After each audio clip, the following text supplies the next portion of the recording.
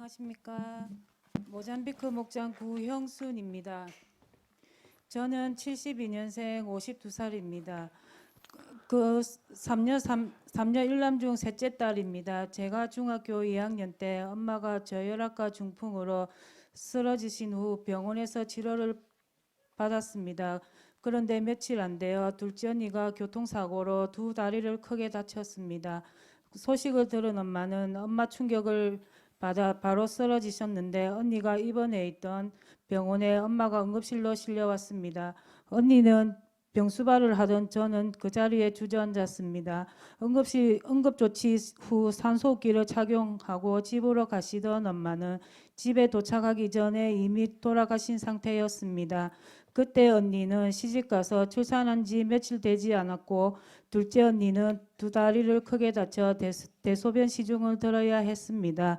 막내 동생은 너무 어려서 병간호를 할 수 없었습니다.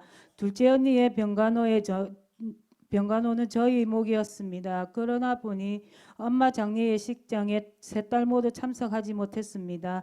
돈이 든다고 추모공원에 모시지 말자고 말하는 고모와 이모가 싸우는 통에 더 눈물바다가 되었다고 한참 후에 들었습니다. 1년 반 정도 언니가 병간호가 끝나고 나니 사라져버린 엄마의 옛 추억도 찾아볼 곳이 없었습니다. 학교는 이미 갈 수 없었고 중3 때부터 신발 공장에서 일을 하게 되었습니다. 세월이 흘러 친구 소개로 남편을 만나 결혼하고 두 아들을 낳았습니다. 친정어머니가 그리워서 40대에 홀로 되신 시어머니와 1, 2층에 함께 살게 되었을 때 너무 행복했습니다. 그런데 큰아들 종호가 ADHD 장애가 점점 드러나면서 약물 치료와 3년간의 병원 치료를 하게 되었습니다. 아이가 자꾸 아프다 보니 부부 사이에 다툼도 자주 생기고 같이 살면서 시어머니와의 갈등도 조금씩 커지게 되었습니다. 그때 하던 가게도 어려워지면서 몸도 마음도 지쳐갔습니다. 남편은 장사를 그만두고 다른 지방으로 현장 일을 가게 되었습니다. 혼자서 두 아들을 돌보며 사는 것이 힘들었습니다. 나도 모르게 찾아온 우울증으로 5년 정도 우울증 약을 먹었습니다. 매사 의욕이 없고 집안일도 손을 놓으며 몇 년이 지나간지도 모르게 지내면서 남편과 점점 멀어져 갔습니다. 남편은 한두 달 만에 잠깐 왔다가 올라갔습니다. 우울증이 심해지면서 아이들 챙기지 못하고 집은 엉망이 되어 갔습니다. 약은 안 먹으면 잠을 자지 못했습니다. 코로나 때 스트레스 증상이 극도로 심해졌습니다. 어느 날 숨이 가쁘고 손이 저리며 고열이 올랐습니다. 병원마다 전화를 해도 열이 많이 나니 그 당시 응급실에서도 받아주지 않았습니다.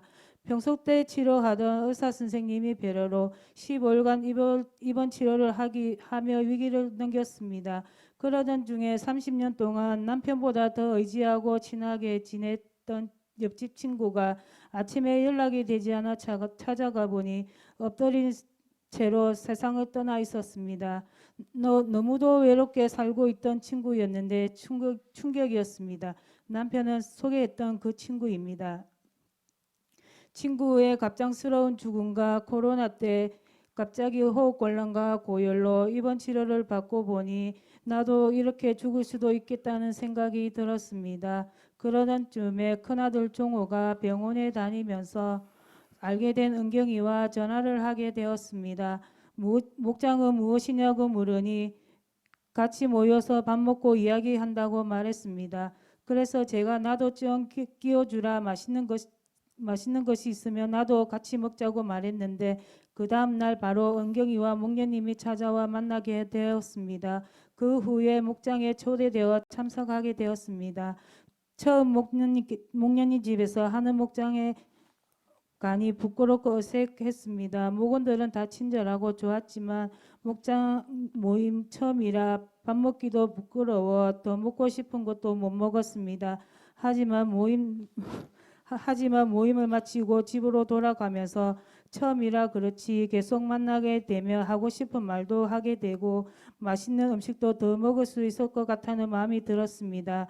이후에 목장과 교회에서 계속 참석하게 되었습니다. 예수 영접 모임 때 목사님 앞에서 너무 긴장이 되고 떨렸지만 처음으로 기도하게 되었습니다. 하나님, 저는 하나님의 자녀가 되어 마음이 편하고 기쁩니다. 이렇게 고백을 하는데 눈물이 났습니다. 이제는 느끼지 못한 편안한 마음이 들었습니다. 저는 1년 전에 유방암 초기 발견으로 수술을 하였고 난소 제거도 하였습니다.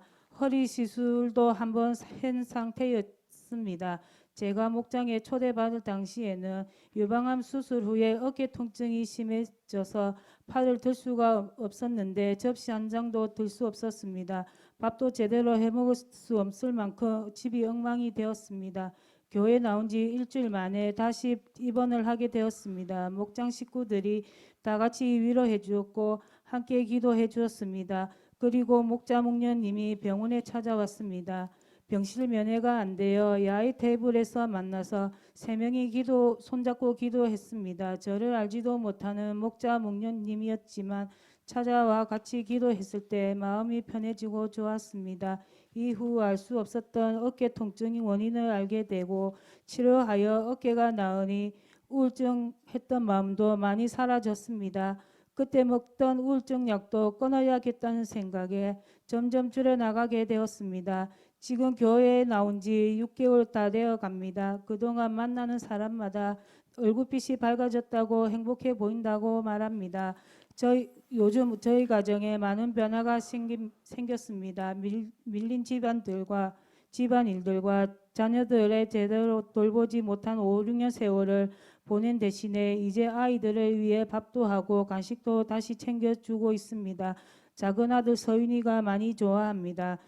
돌아보면 내가 그렇게 어두운 생활에서 눌려 살았는지 후회가 됩니다. 내가 교회를 조금 더 일찍 나오고 예수님을 일찍 더 알았더라면 우울했던 마음과 지쳤던 삶에서 더 빨리 일어났었을 텐데라고 생각을 하게 됩니다. 예수님 믿고 제가 변하니 모든 환경이 변하기 시작한 것 같습니다. 2달 만에 한 번 오던 남편이 일주일에 한 번씩 4시간이 넘는 거리를 밤차로 운전해 옵니다. 어느새 부부 사이에 웃음이 되살아났습니다. 부부 사이가 좋으니 아이들도 안정이 되어 갑니다. 남편은 지금 중3의 아들이 초등학교 1학년 때 집을 떠나 지방에서 혼자 생활을 하고 있습니다. 남편은 금요일 저녁이면 전화를 해서 내일 쉬는데 내려갈까 말까 오라 하면 갈게 하고 말합니다. 그러면 제가 어디 가는 줄 알지 하니까 남편은 알지 교회라고 합니다. 그럼 내려오세요. 제가 말합니다. 남편도 지난달에 예수 영접 모임을 마쳤습니다. 내려오면 부부가 같이 교회에서 예배드리고 가족과 즐겁게 시간을 보냅니다. 다시 주일 저녁 올라갈 때 아쉬움이 생깁니다. 남편이 가기 싫다고 말합니다. 지금 보니 이 세상에 어떤 남편이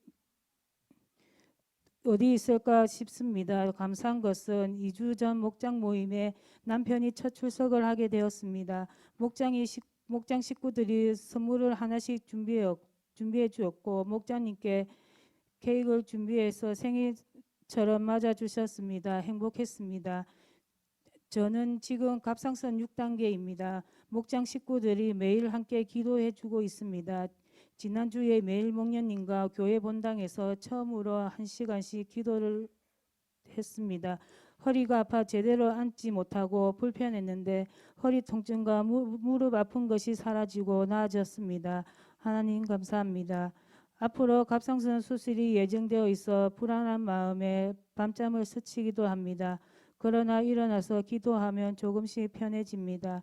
지금 하나님 아버지를 만나 마음이 편해지고 아버지가 생겨서 기쁘고 너무 좋습니다.